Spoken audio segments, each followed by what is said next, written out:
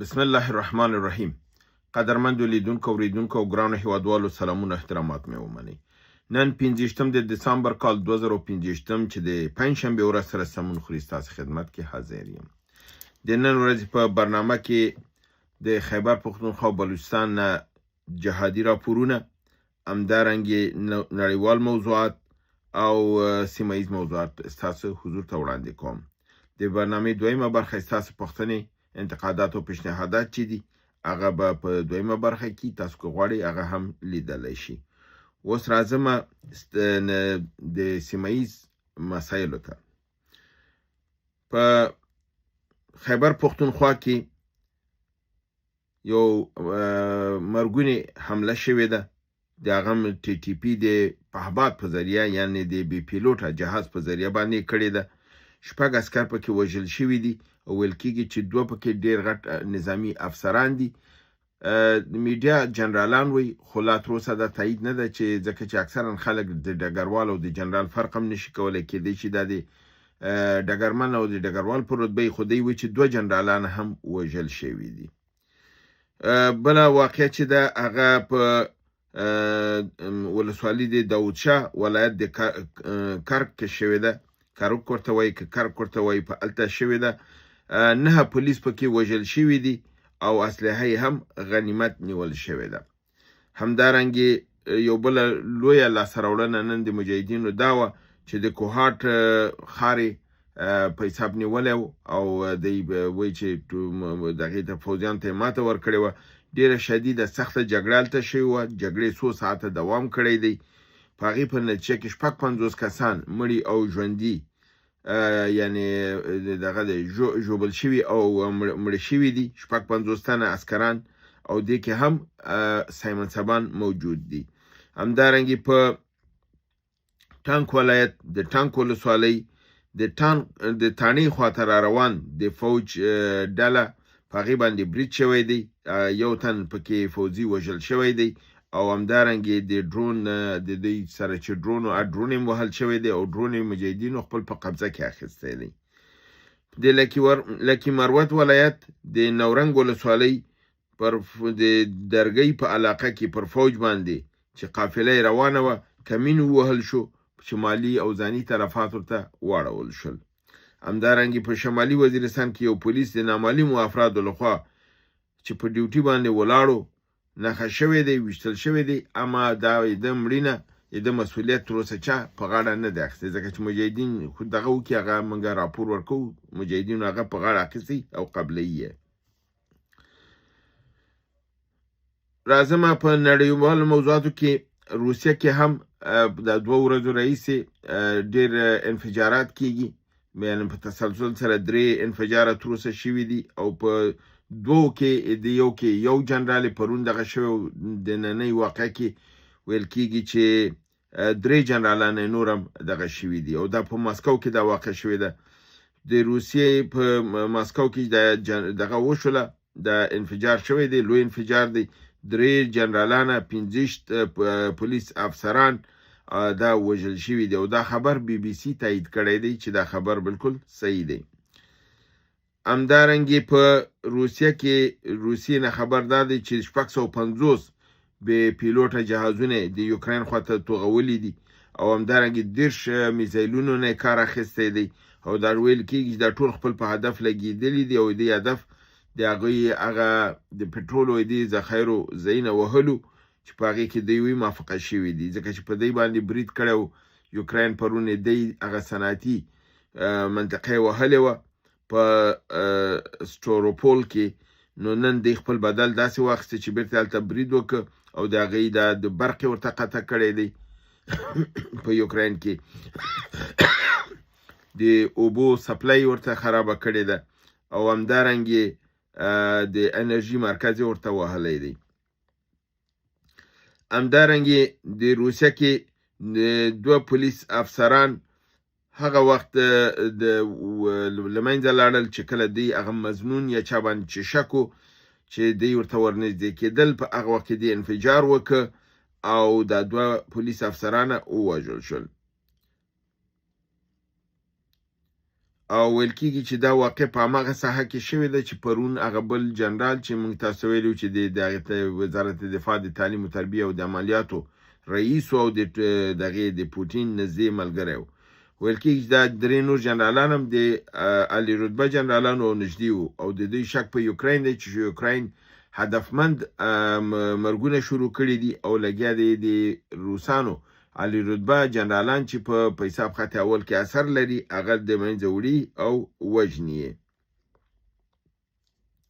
د دې په اساس پوتین د دې تحقیق حکم ورکړی دی او دوی وایي که چېرته دا ثابته شي نو د دې به داسې یعنې سخت بدل به اخلي. اوس هم پوتین دا دغه کړی دی چې دوی به د یوکراین په سر باندې په کومه معامله باندې به دغه بسنه نه کوي، یعنې دوی اوس تصمیم دا لري چې دوی به یوکراین کاملا وهي او د خپو نه به یې راغورځوي او کیدای شي چې دوی هغه اوربند دا ونه کړي. اوس خو روسیې ښکاره خبره دا کړې ده چې موږ هغه اوربند چې فرضاً زموږ شرایط پکې نه وي موږ هغه نه منو او په هغې باندې جوړه نه کوو، موږ خپل وهلو ته ادامه ورکوو. او دا هغه ټکی دی چې زیلنسکي یو سخت وارخطا کړی دی. زیلنسکي کله اروپایان سره خبرې کوي کله امریکایانو سره، خو کوم مطلوب دغه چې دی هغه لاسته نشي راوړلی. همدارنګې د سوریه کې د سوریې د پوځ یعنې د الجولاني د پوځ او د القصد د دموکراتیک متحرکه قواو چې د هغې اردو ده په ده باندې سره جګړه شوې ده.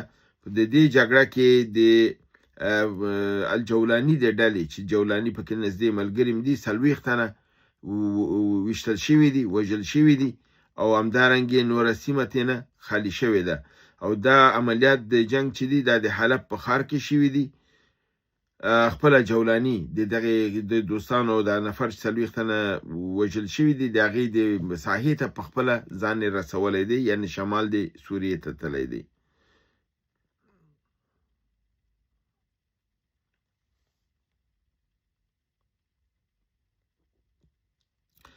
او په دې دغه کې دلته ملکي خلک هم وژل شوي دي او همدارنګې ملکي کسانو ته مرګ ژوبله اوښتې ده. او دا خبر چې دی دا د جرمني خبررسان ایجنسي په نامه چې DPO چې دا خبر هغه ورکړی دی. همدارنګې روسیې د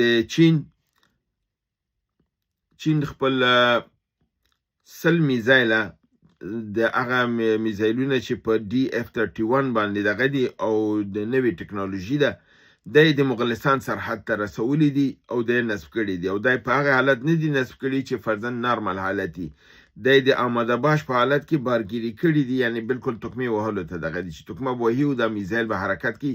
معلومه نه ده چې دغه دلیل د ده څه دی چې د 100 میزایله په دا رقم په عجلې سره د مغولستان سرحد ته را رسولی دي او هلته یې نصب کړي دي تر څو چې د ممکنه کم خطر چې دی احساس کړی دی د هغې مخنیوی وکړي. نو په دې رقم سره موږ تاسو ګورو چې په سوریه کې هم اوضاع خرابه ده.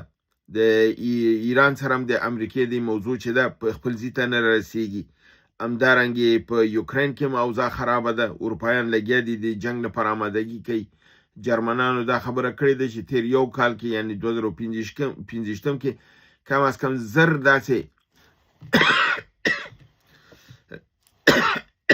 معذرت غواړم